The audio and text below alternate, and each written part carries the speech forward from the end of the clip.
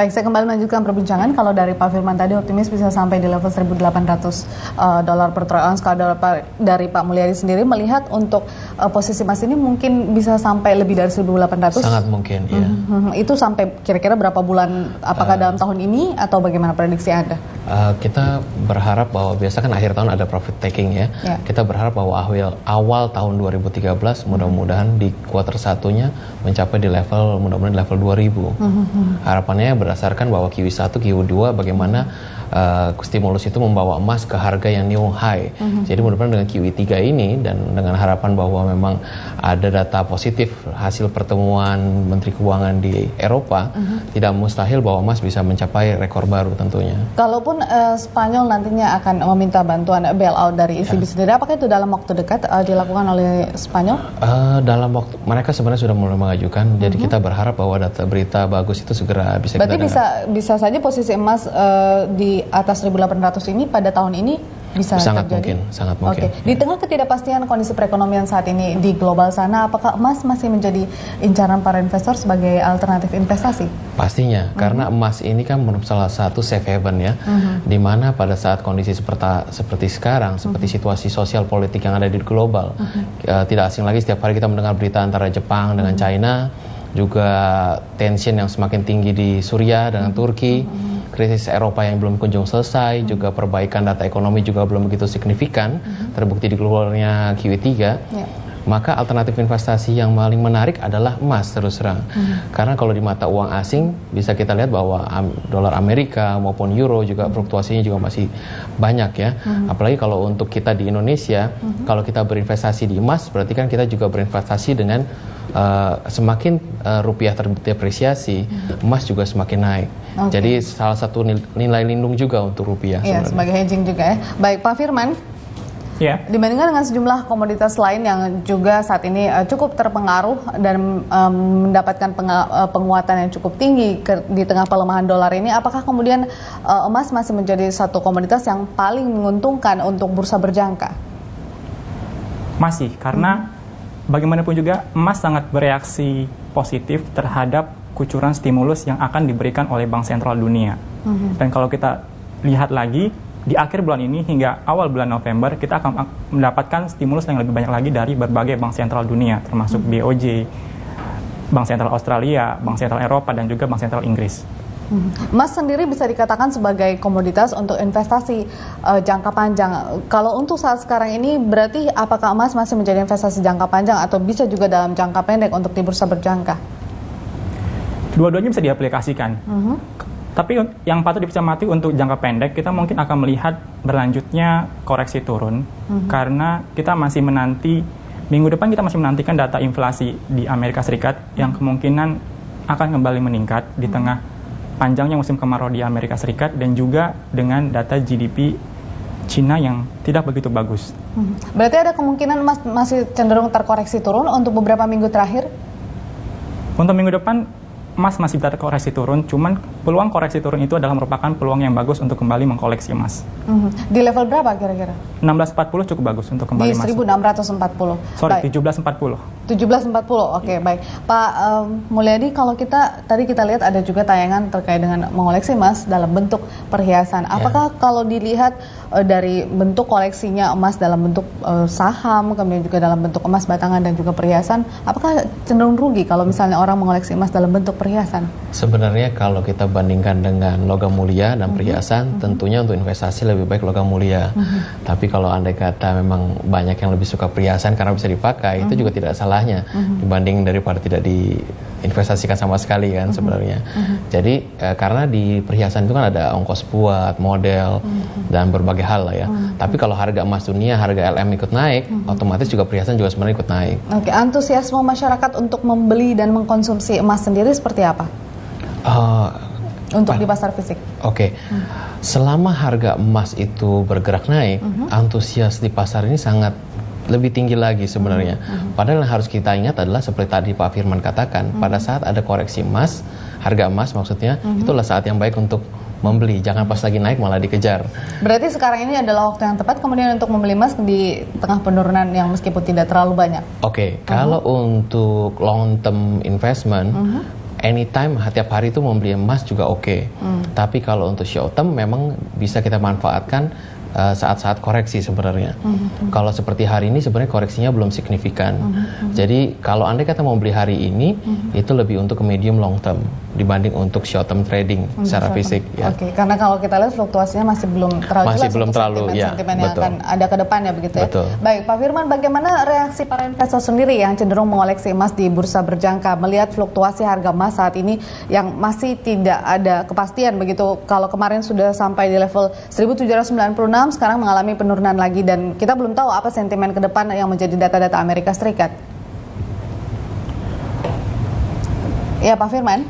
Peluang ketika harga sebenarnya ada sisi faktor teknikal yang membatasi rally emas kemarin.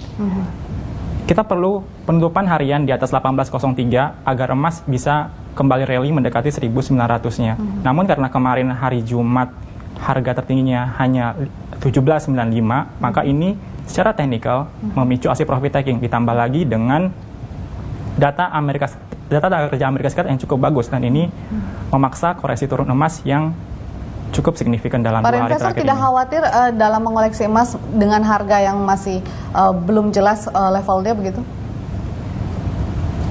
Saya rasa itu tidak jamin masalah karena karena di sini kan kita ada level entry-nya, ada stop loss-nya. Kerugian yang tidak ingin ditanggung seberapa banyak itu bisa dibatasi dengan kalau kita menerapkan stop loss-nya. Oke, baik. Pak Mulyadi, kira-kira apa yang sebenarnya perlu diperhatikan untuk mencermati naik atau turunnya harga emas? Oke, baik. Pak Mulyadi, kita tahan dulu. Kita sudah tersambung dengan Pak Bihar Saktiwibowo dari Bursa Berjangka Jakarta. Selamat malam, Pak Bihar.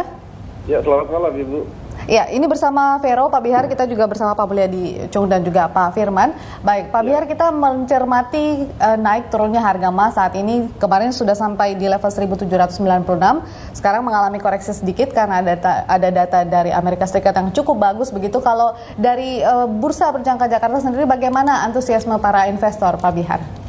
Ya, kalau kita lihat memang dalam kurun waktu belakangan ini cukup luar biasa ya pergerakan harga emas. Kalau kita lihat di Bursa Berjangka Jakarta sendiri, itu 4 bulan akhir itu ada kenaikan hampir 100 rupiah per gramnya. Jadi ini adalah satu hal yang sangat menarik bagi para pelaku pasar nih. Apakah jadi, jumlah para investor jumlah para investor untuk mengoleksi emas pun cenderung bertambah begitu, Pak Bihar? Ya, betul. Jadi volume semakin meningkat karena juga kita lihat harga itu kalau kita lihat dari data yang ada di kami ya, sejak 4 bulan yang lalu yang harga di kisaran Rp480.000 per gram, sekarang sudah hampir mencapai Rp560.000. Jadi ini pergerakan yang sangat luar biasa dan peluang yang bisa dimanfaatkan juga sangat luar biasa gitu. Oke, di Bursa Berjangka sendiri kan sangat mencermati fluktuasi dari harga emas. Dengan naik turunnya harga emas dalam jangka yang cukup pendek ini, apakah ini kemudian juga menjadi peluang besar bagi para investor, Pak Bihar? Ya, memang kalau kita lihat dalam waktu yang singkat ini ada terjadi koreksi atau stagnan sedikit ya. Tapi kalau kita lihat mungkin dalam jangka menengah ini masih cukup berpotensi untuk naik cukup signifikan ya. Gitu. Jadi kalau kita bicara dalam troy ounce US dollar, mungkin bisa ada mencapai di kisaran 1.850 US dollar per troy ounce ya. Oke, kalau Anda melihat sendiri prediksi harga emas ke depannya apakah memang cenderung mengalami kenaikan, Pak? Ya, masih.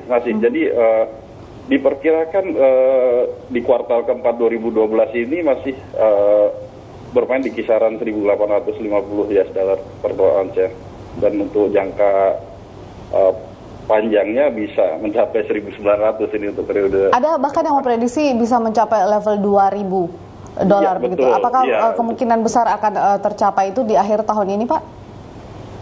Kemungkinan sih mungkin di awal-awal tahun depan ya kalau prediksi saya. Jadi di akhir tahun ini masih di kisaran 1.900. Oke, ya baik. Ya, artinya mungkin untuk saat ini dengan penurunan harga yang tidak terlalu besar tapi memang mengalami penurunan, ini adalah kesempatan bagi investor untuk mengoleksi emas?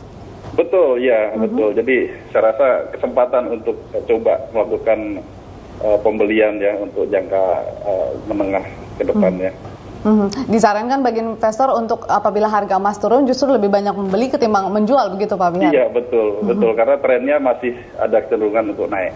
Oke, baik. Ya, saya kembali melanjutkan perbincangan ke Pak Mulyadi. Kalau melihat faktor-faktor yang kemudian perlu dicermati dengan naik turunnya harga emas ini untuk saat sekarang di tengah krisis saat ini, apa yang perlu dicermati oleh para investor? Oke, yang pasti kita lihat bahwa segala sesuatu harga itu di-drive oleh supply dan demand. Jadi yang kita harus lihat adalah bagaimana apakah ada pertambahan supply yang signifikan atau ada pertambahan demand yang signifikan.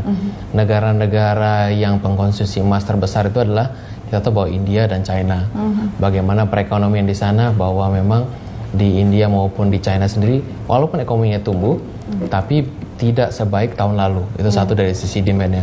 Tapi kita melihat data positif di mana banyak negara-negara lain yang mulai konsumsi emasnya pun mulai meningkat. Dan juga kita lihat bahwa Bank Sentral Dunia juga masih mengkoleksi emas. Jadi dari sisi demand memang masih positif. Yang kedua, bagaimana emas adalah berkorelasi negatif dengan harga US dollar. Jadi di mana setiap kali penurunan US dollar itu merupakan stimulus yang sangat baik untuk emas, di mana emas biasanya akan terbang. Lalu yang ketiga, tidak kalah pentingnya adalah situasi sosial politik. Selama situasi sosial politik dunia ini masih belum stabil, di mana apalagi sekarang banyak ketegangan di berbagai region, itu bisa dibilang merupakan stimulus yang positif juga untuk emas. Jadi untuk sementara ini data-data dan situasi pendukung masih belum ada data negatif untuk emas. Kalau untuk Cina sendiri ya, dengan kondisi manufakturnya yang memang mengalami penurunan, apakah kemudian juga itu berpengaruh kepada permintaan emasnya secara signifikan untuk saat sekarang ini? Untuk saat ini belum terlihat ada penurunan secara signifikan. Apalagi data ekonomi China hari ini, di mana untuk servis, pertumbuhan servis mereka juga masih di atas ekspektasi. Jadi seharusnya hari ini andai kata data Eropa positif, harusnya emas harusnya naik. Tapi hari ini tadi Bank Dunia menurunkan prospek kenaikan pertumbuhan ekonomi di Asia Timur. Jadi sedikit terkoreksi baik dari bursa saham maupun harga komoditas. Bagaimana dengan kenaikan harga komoditas minyak? Apakah emas juga cukup berkorelasi yang sama begitu dengan kenaikan harga minyak? Oke, kalau antara emas dan minyak saya lihat mereka sebenarnya berkorelasi positif, bukan karena mereka sebab akibat, tapi dikarenakan juga US dollar sebenarnya. Karena kalau US dollarnya turun, baik emas maupun minyak juga naiknya berbarengan. Jadi kalau US dollarnya naik, mereka juga turunnya berbarengan. Jadi bukan sebab akibat, tapi lebih paralel ya gerakannya. Baik, Pak Firman. Ya. Dengan adanya tindakan yang dilakukan oleh The Fed dengan mengucurkan sejumlah dana moneter atau stimulus yang kita sebut QE3 ini tentunya juga berimbas kepada kondisi perekonomian, dan ini juga pasti terbaca oleh The Fed bahwa nantinya dolar, kemudian investasi di dolar akan beralih kemudian ke beberapa komoditas, salah satunya emas. Apakah itu tidak diperhitungkan oleh The Fed sendiri? Itu memang diperhitungkan, tapi mereka mungkin tidak terlalu memperhatikan pergerakan harga emas. Yang diinginkan oleh Fed adalah agar masyarakat Amerika Serikat itu lebih banyak mengkonsumsi barang-barang yang dapat memacu pertumbuhan ekonomi lebih lanjut. Kalau dilihat dari program QE3 yang lebih fokus kepada program pembelian obligasi berbasis hipotek, maka kita berharap program QE3 ini dapat memacu perbaikan sektor perumahan di Amerika Serikat yang akhirnya bisa meningkatkan daya beli konsumen dan tentunya dapat memacu pertumbuhan ekonomi lebih lanjut. Dengan kondisi tersebut, dan kalaupun ada perbaikan, berarti itu bisa menekan kemudian stimulus yang dikeluarkan oleh The Fed juga? Jikalau kondisi ekonominya sudah membaik, tapi kita tidak melihat itu dalam 1 atau 2 tahun mendatang, itu tentunya dapat memaksa Fed untuk menarik stimulus yang sudah dikucurkannya dalam 4 tahun terakhir ini. Oke, baik. Ya. Kita akan lanjutkan perbincangan di segmen berikutnya, dan juga Pak Firman, Pak Bihar, dan Pak Mulyadi tetap bersama kami di Jurnal Bisnis Berita 1.